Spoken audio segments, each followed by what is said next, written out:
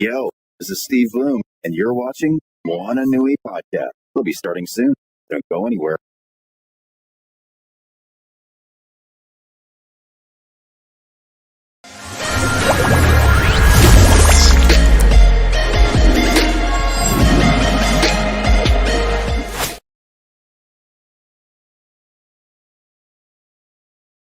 Okay. All right, everyone. Thank you for joining MomoCon and Moana Nui. We're very excited for our next guest. We have, say it again, I'm sorry. It's pronounced Shellanin. Thank you. Shellanin, because I'm not sure how well y'all can hear me, so I want her to say it. So my name is Shell, and I decided to combine my name with melanin, so it's Shellanin, like melanin. Yes. Well, we're so glad for you to be a guest. A lot of you have seen her work online and also being a guest, but they have definitely seen your work because I have a photo I took of you. Oh, awesome. I photographed you for the Cosplay Your Way 28 Days of Cosplay, and I captured you when you were Vegeta. Yes. And that photo I took of you was used during that thing, and so many people have hit me up and because of your picture, and I was like, yes, this is her tag. Follow her. That is her. And yes, and I actually have that picture on my wall as one of my photos that I've taken. So yes, so I'm so glad when I saw your name on the roster. I was like, yes, she made it. So of course, I have to ask, for those that are not familiar with you, how did you get into cosplay? Yes, so actually, years ago, when I first moved here from Brooklyn, I met some new friends that were super into anime, and they told me about anime conventions. I've never heard of anime conventions before, so I was super happy. And my first convention was actually MomoCon, when it was back in Georgia Tech. Oh, wow. And then I saw a bunch of cosplayers there, and I was like, wait, I don't have to wait until Halloween to dress up. I can dress up all year. And that's when I started to dive into cosplay, immediately after that. Yes. Oh, awesome. Mm-hmm. Now, of course, a lot of people are familiar because one of your biggest things with your cosplay is embracing the curly hair. Yes. And you actually make that as part of your platform too. Can you tell the audience about your platform for curly hair and how you are helping to have others embrace curly hair in cosplay? Okay, so yeah, like I mentioned, when I started cosplaying back then, I started focusing on complete accuracy. I was like, okay, so cosplay is about you have to look exactly like the character. But when I was doing that, I wasn't having very much fun. I felt super stressed because obviously, as a Black woman, I don't really look like a lot of the characters that I'm trying to portray. Mm-hmm. So I felt really stressed about the whole accuracy thing. So I wasn't having fun, but I was really still in love with cosplay itself. Yeah. So I was like, what if I no pun intended, put a twist on it and started putting myself into my actual cosplay. And that's when I started it. And I was like, let me put a hashtag on it and see if more people want to embrace curly hair within the world of cosplay. So that's when my curly cosplay hashtag started. Yes.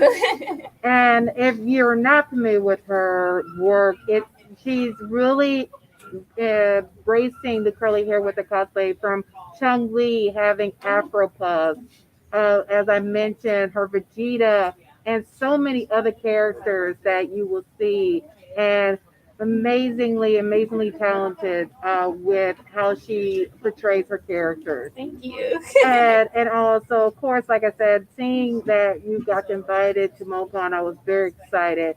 And for those this year, most of the time, for people that are following a lot of cosplayers, they want to know where they can see you, whether if you're a guest or you're just attending. So in 2022, what are your plans of what are the go-to cons you're planning to go to?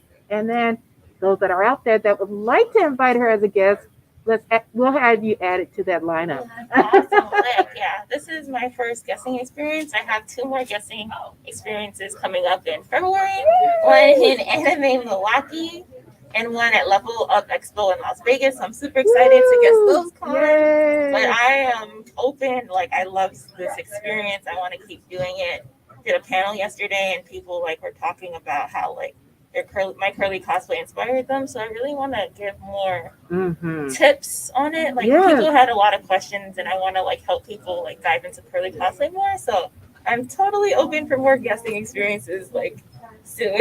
Well, we'll have to have you as a guest on the show to answer questions because we do a live show on YouTube, Facebook, Twitch, and Twitter. Nice.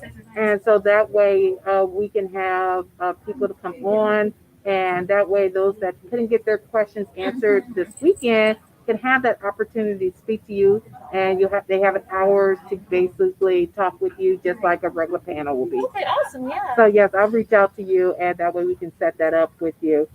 Now, as far as when you're doing your cosplays with the curly hair, of course, that's probably one of the questions you get from people is it that you just is it both just your hair? Because some people just focus on their hair, or do you embrace curly wigs, or how do you use that into your cosplay? So the way I approach it is like, I'm like, what would, like, say if I'm trying to cosplay Zoro from One Piece, I feel like I wonder what Zoro would look like if he was a black girl. Like, how would he wear his hair, and like what pattern do I think he'd have? And I like approach it that way.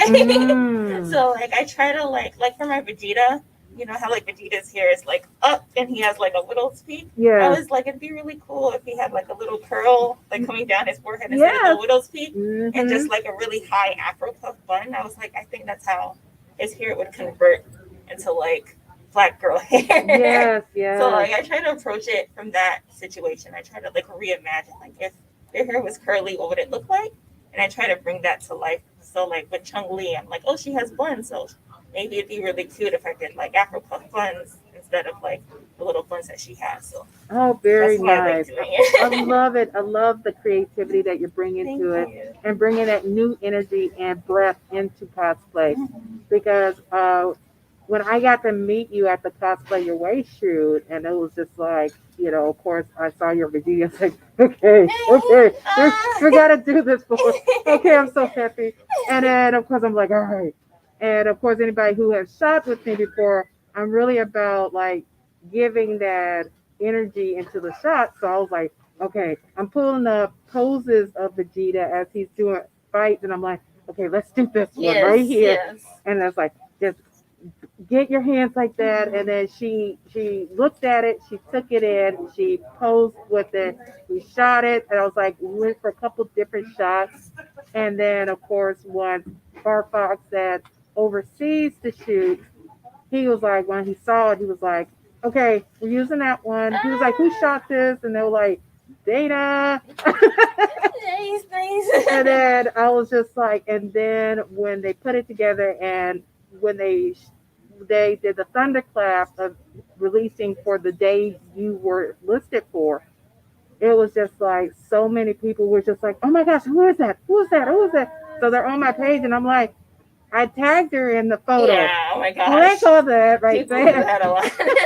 And I was just like, oh, well, I'm now on Twitter. Okay, well, obviously you're on the internet and you got to the pictures. So, but you also see a list all the platforms she's also on. So it was great to see so many people discover you through that photo, and then started following you for that. And then after seeing that, it was like I started seeing you with along with embracing your character, but you gave another venue to your characters in your stickers. And so I was like, look at the cute little stickers and everything. So I love that fact for you and just seeing you grow over the last couple of years.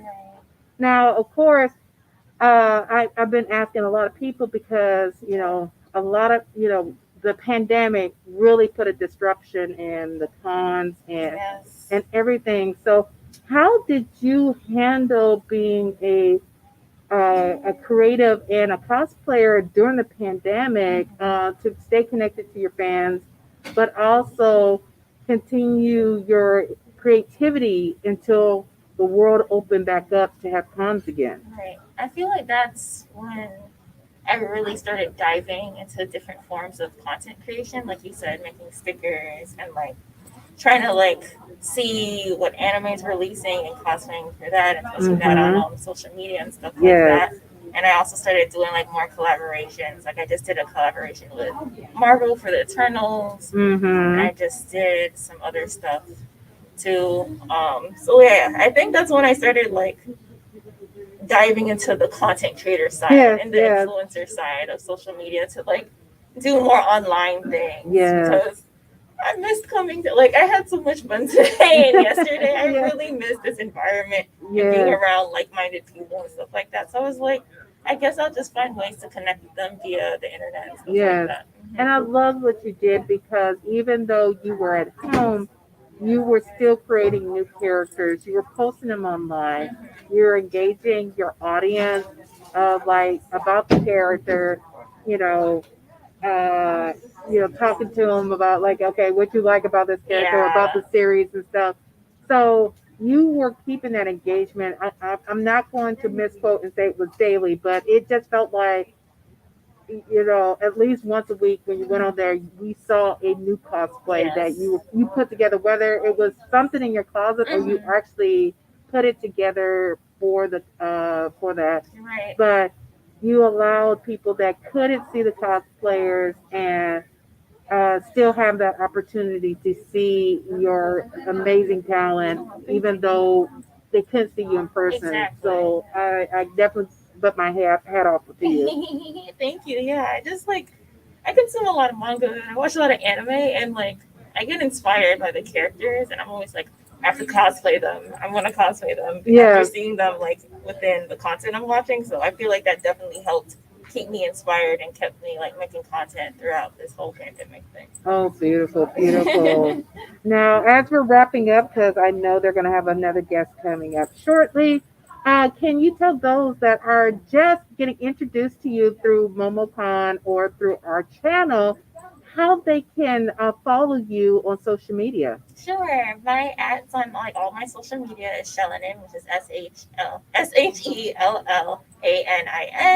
On Instagram, it has an underscore under it, but it's all Shellanin on everything. And I also have a website that lists all my stuff, which is shellanin.com. So feel free to check that out as well. And get some stickers. I have some cute chibi stickers. Yes. So thank you so much for your time, for coming and speaking to the audience. And definitely enjoy the rest of MomoCon for this afternoon. And I definitely look forward to seeing you on the floor so I can get some of your stickers. Of course, yes. All right, perfect. Thank you so much. Have a great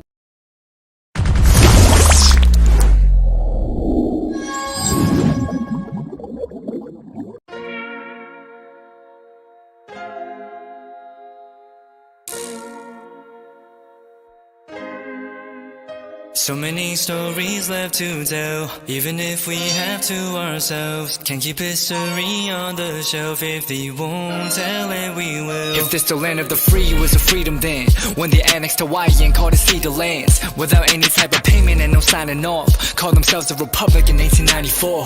1.2 million acres overtaken from the native Hawaiians. When they resisted, the West retaliated in violence and erasure. The Hawaiian language is banned as part of colonialism's plan to expand. Stuck between a rock and a hard place. Multiple bombings of Kaho'olawe as a part of their ongoing war with Asia. Used it as a place for target practice. No consent or compensation. Colonizers call for annexation. No regard for all the locals. School will never let you know. So many stories left to tell, even if we have to ourselves. Can't keep history on the shelf. If we won't tell it, we will. Too many stories left to tell, even if we have to ourselves. Can't keep history on the shelf. If we won't tell it, we will. We will. So if you put Hawaii into perspective, well, Black and Asian history is interconnected. Considering the fight with the Pacific, then of course, versus Asia, they was treated as a middleman for war, but didn't let the Western colorism run its course, cause dark skin was a sign of dignity to core. The land was taken in the name of capitalism, when prior to it was an actual kingdom. Clap back at the system. Stuck between a rock and a hard place. Multiple bombings of Kaho'olawe as a part of their ongoing war with Asia. Used it as a place for target practice. No consent or compensation. Colonizers call for annexation. Network out for all the locals. School will never let you know. So many stories left to tell. Even if we have to ourselves, can keep history on the shelf. If we won't tell it, we will. Too many stories left to tell. Even if we have to ourselves, can keep history on the shelf. If we won't tell it, we will. So many stories left to tell. Even if we have to ourselves, can keep history on the shelf. If we won't tell it, we will. Too many stories left to tell. Even if we have to ourselves, can keep history on the shelf. If we won't tell it, we will. We will.